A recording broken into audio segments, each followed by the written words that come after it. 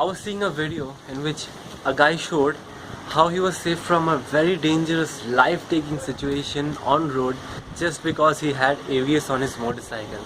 Then again there was this another video in which another guy explained how he doesn't like the presence of ABS and it's taking control over the braking in his motorcycle. Well, there are a lot of contradictions as to whether ABS should or should not be what you are looking for in your motorcycle. So far as wheel locking and braking is concerned, does ABS deliver what it claims to? And should you be looking for the ABS variant if you are looking for a motorcycle? There are a lot of videos telling you whether or not ABS is beneficial for you, but you stand out right in one place, considering ABS variant or non-ABS variant is the one that you should be looking for. So here you are, my friends. In this video I'm gonna be making this one in the form of questions and answers, and I'll be answering all the frequently asked questions regarding ABS to help you find out the answers for your questions, what ABS is, how it works and stuff, in the form of questions and answers.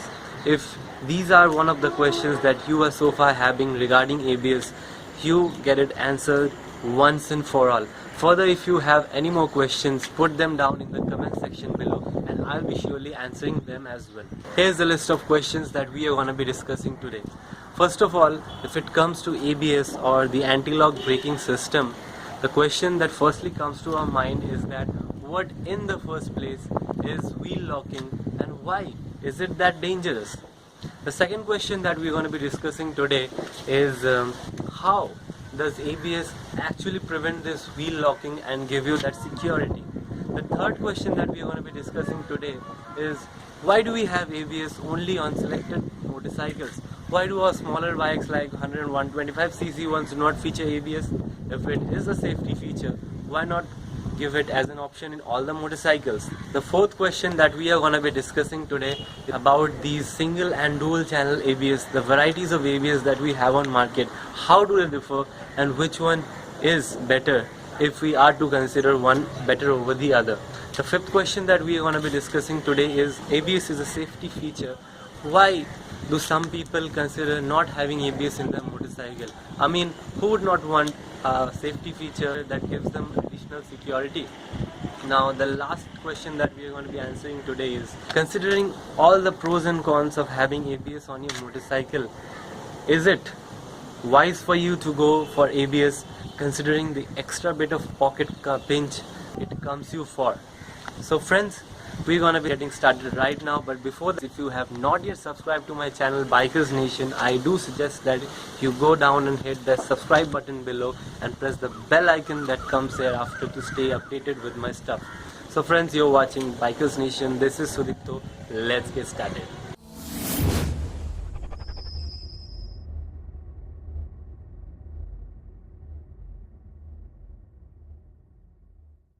So, coming to our first question, that is, what is wheel locking?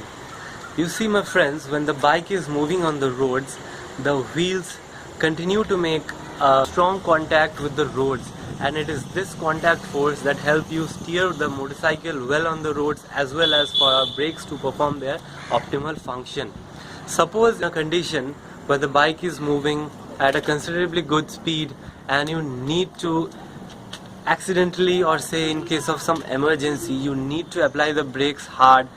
Your brakes stop the movement of the wheel, but the momentum of your bike skids it somewhat ahead.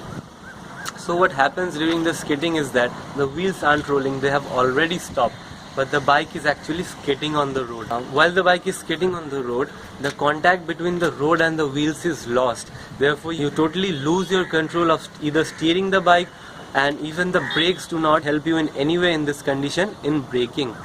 And this condition, when you are neither able to steer the bike nor do the brakes perform efficiently and the wheels are obviously not moving and the bike is skidding, is called wheel locking. And as obviously I said, you lose your control over the brakes, you lose your control to steer the bike. Therefore, obviously, locking of wheel is a dangerous condition, and when your wheels lock, you have very high chances that you fall off, slipping on the road. And even, my friends, if the front wheel gets locked, you have chances that the rear wheel lifts up and you are thrown out of the bike. Obviously that is dangerous, right? And we do not want this kind of condition.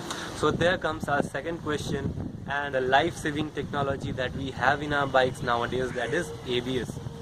So according to our second question, we'll be now discussing how ABS prevents this wheel locking. Well, there have been a lot of explanations you have seen regarding this. Some people say that ABS continuously releases and takes onto the brake continuously in a rhythmic pattern, which results in prevention of wheel locking. Well, I would say actually that is totally incorrect, to be exact. What ABS does is that it only releases some amount of pressure continuously by opening and closing of pressure valves located on your disc brakes in order to reduce the braking pressure and prevent wheel locking. Now I'll be explaining how it actually does that. Now you see, ABS has three components. The sensor component, which is a spiky kind of ring structure present on your wheels. You will be seeing a picture right now on the screen, I guess. And this is the sensor that actually takes the reading of the bike speed from the wheels. Now the question that you might ask is that why do we need to separately measure the speed of the bike when we already have a speedometer on our bike installed? So the answer to this is that, okay friends, imagine a condition when the bike is placed on, say, a truck, and the truck is moving at a speed of 40 kilometers per hour. What kind of reading do you expect of the speedometer of the bike? It won't read 40 kilometers per hour, but it will obviously show 0. This is because the speedometer of a bike shows you the speed reading only by calculating the rotational speed of the wheels and not the actual speed of the bike. Therefore, there comes the need of additionally monitoring the bike speed, which the ABS does. It monitors the speed both from the wheels, the sensor component attached over there, and also there is a component called the ECU. The ABS has three components: the sensor, the processor, or the ECU, which is a small kind of mini computer installed in the bike, and the third part is the pressure release valves, through which the pressure is released to reduce the braking power. So as I said, the speed reading is taken from two places. At one place, the speed reading is taken from the rotational speed of the wheels, and second, the ECU also measures the actual speed of the bike. When the bike is not skidding and the wheels are not locked, the two values of speed, one derived from rotation of the wheels and the other derived directly, will match. When there is a mismatch, this signals the ABS to get activated, because it understands by this time there is a probability, or obviously the wheels have locked, and the ABS gets activated, and through the pressure release valves, as I already mentioned of, the ABS pulsates, continuously releases the valves to reduce some of the braking pressure and reduce the power of braking, preventing wheel locking. And once wheel locking is relieved, the bike has much less chance to skid in that condition. Therefore, ABS is a lifesaver mechanism when it comes to wheel locking and our conditions when we need to apply the brake strong enough in emergency conditions. Okay friends, so the third question now comes: why do we have ABS only in bigger bikes, only in bikes above a particular feature range, and not on all bikes like these smaller bikes, 100, 125cc ones? The reason can be explained in many ways. First of all, as I said, the ABS operates through this three-part mechanism in which the ECU plays that important role of acting as the processor. The smaller bikes that we have are mainly absent and devoid of ABS. Excuse me. The smaller bikes are devoid of this ECU mechanism because in these bikes mostly the fuel system is through carburetor. They do not have fuel injection. What this ECU does is fuel injection bikes where the fuel injection is controlled electronically. Moreover, ECU has functions like in these bikes the keys are magnetic, not just manual mechanical keys. So we do not have this ECU mechanism in smaller bikes, and hence the ABS cannot be installed in these bikes, as adding this ECU mechanism just for the sake of ABS in these bikes and all those other features that you do not need in this cheaper and relatively smaller bikes adds to the price of the bike manifold, which is obviously not desirable, right? So, and the other reason, those who are using these smaller bikes are generally using them for, commuting purpose, and they do not raise the speed above say some 40 to 50 or maybe higher. So in these lower speeds, there is comparatively lower risk of getting a condition of wheel lock.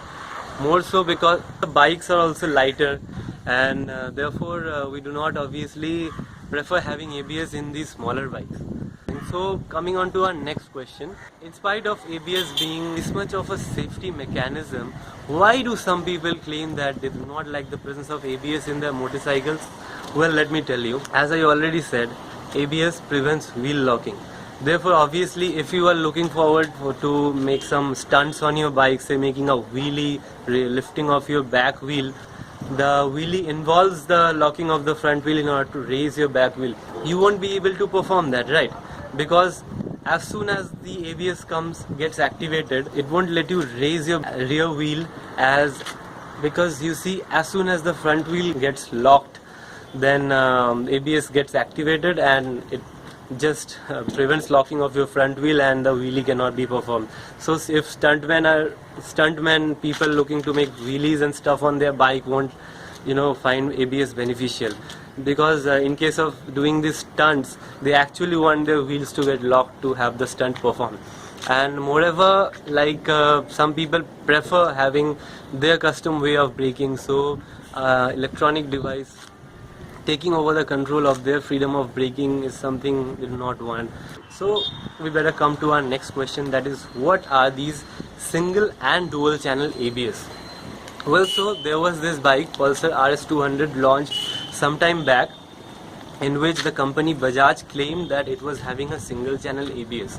There were lots of myths and rumors, as these guys say that single channel ABS means that this motorcycle will have the speed of only one of the wheels monitored and not the other. Then there was this controversy, if only the speed of one of the wheels is measured, then why do we have sensors present on both the wheels? Well, the thing is that the monitoring of speed in these bikes having single channel ABS, like the Pulsar RS200, let me tell you, this is not a sponsored video, this is only to clear those contradictions. So about this single channel ABS, the speed from both the wheels are measured, but what happens is that when the sensor ECU gets the hint that there is a condition of wheel locking, taking the reading from both the wheels, when it understands that there is wheel locking, the control is made only via the front wheel. That is, the ECU adjusts the braking of only the front wheel where the opening valve for the ABS is installed. But in case of dual channel ABS, the ECU controls the locking by controlling both the wheels. But in both the cases of single and dual channel ABS, the monitoring of speed is done on both the wheels. Now, what I want to comment here is that it is not true that single channel ABS is less efficient than dual channel ABS, because single channel ABS is manufactured by Bosch, which is a well-renowned name in making of motorcycle and lot other accessories, sound accessories and stuff. It is only a new kind of technology and is quite effective. Now coming to the final and the last question, that is, considering the extra amount of money the ABS comes for. Well, let me tell you, ABS variants of a motorcycle cost you say around 10 to 20,000 Indian rupees here in India more. That is, to be exact, some around $150 to $300 extra. So the question is it beneficial? Is it worth spending this extra bit of money? We may be a pro rider, we may be whatever we are, we may have a lot of experience, but a condition of emergency can be encountered by any of us at any point of time. Therefore, it is always beneficial to have a safety feature as good as the ABS. Now, the other thing that we need to consider is that presence of ABS does not reduce the chances of our not having an accident to 0%, but it obviously reduces it to a lot greater extent than we would have if there was no ABS in our bike, especially in our Indian roads where we have much of unseasonal rain, especially in cases of wet roads when we have a much reduced control of our bike. And many other conditions, the ABS plays a very beneficial role. When we make a mistake, ABS compensates for it. So obviously, for us to enjoy the ride and to have total comfort and an added security while braking and steering of our motorcycle. It is always very beneficial to have ABS. So if you have this provision of being able to spend this amount of extra money the ABS comes for, I will always suggest you have ABS, unless you are this guy looking forward to stunting on your motorcycle who won't be able to stunt it quite well if ABS is activated on your bike. Else ABS is obviously beneficial if you are ready to spend that extra money it comes for.